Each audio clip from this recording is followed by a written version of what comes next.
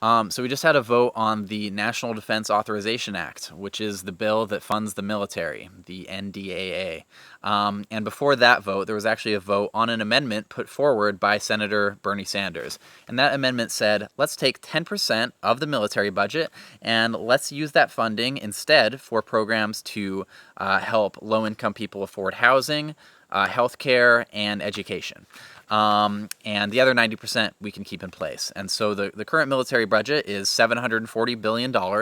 At least that's the official budget. In reality, it's probably much higher because the Department of Energy is not even included within that budget. The Department of Energy is what controls the nuclear weapons, and there are a lot of other expenses tied to military contracting and functions of the military, which are not included in that formal budget. But it's hard to say exactly where it goes because the Pentagon is the one branch of the government which cannot sustain an audit because we spend so much money on it that we can't even tell where it's all going. And there's not really an incentive for the politicians that pass the budget to tell us where it's going unless we make them. And there's certainly not an incentive for the lobbyists that work for the companies like Raytheon, Halliburton, Boeing, General Dynamics, and the other military contractors, which fund the politicians and pay the lobbyists to write the laws, which they inevitably pass, for us to know either. And so unless people actually ask our representatives for this information, not going to ever really get it. But even if it's just $740 billion, that is more than the next 10 nations combined, or something to that effect. It's like 10 or 12 times the military budget of Russia.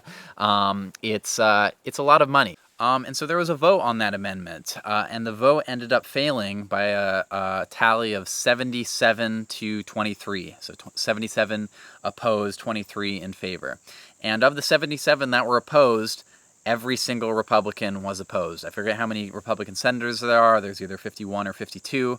I think maybe 52. So 52 Republicans opposed to that, which is not super surprising, and it's the reason that despite me disliking the Democrats quite a bit, as I'm about to get to, I can never really support a Republican because there's not even a single good one that would vote for the most obvious piece of legislation in the world.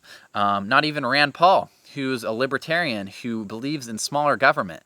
But isn't it a little bit hard to have smaller government when 60% of the money that we spend on the government federally is going towards bombs and the military and killing people? And also, isn't it kind of against libertarian principles for one group of people to infringe upon the rights of another group of people by dropping bombs on them and exploding their brains?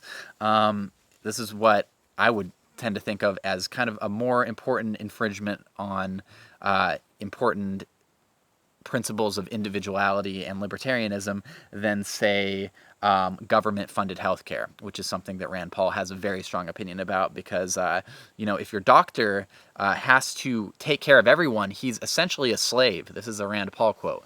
So that's an important issue. Military budget, not so much. So every single Republican opposed it. Now, there was also about 50% of the Democrats that opposed it. I don't have the list in front of me because look at me, I'm in a freaking swamp.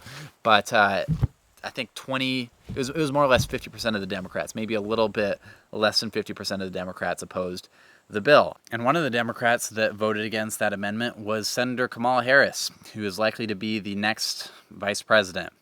And that must have come as a surprise to a lot of the supporters of hers that told me consistently throughout the Democratic primary that she's the actual new young progressive face of the Democratic Party, and it's Bernie Sanders that is in the way of progress because she has all the same positions of him. She's the same type of progressive firebrand, but she just comes in a younger, female, black candidate capsule, as opposed to Bernie's, old white man grumbling about healthcare exterior.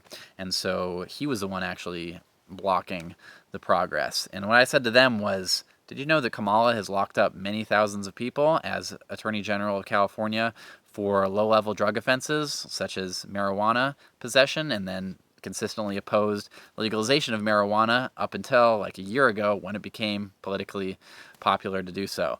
And did you know that Kamala threw parents in prison for the truancy of their children when they missed school, and that she refused to prosecute Steve Mnuchin when he was the head of One West Bank in California, and it systemically committed mortgage fraud against low-income people, and then he decided to donate thousands of dollars to a re-election campaign, and she thought, let's not prosecute this guy.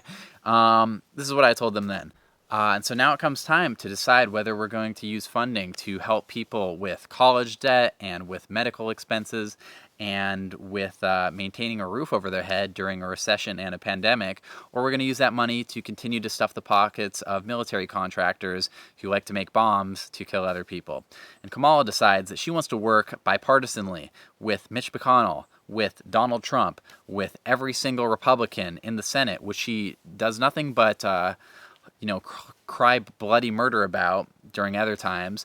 But when push comes to shove and it's not a symbolic issue of virtue signaling and culture wars, and the money needs to flow, she's right on board, as are half of the other Democrats. And that's essentially the problem that I have with the Democratic Party, is that they're all symbol and no follow through on when real matters actually come up.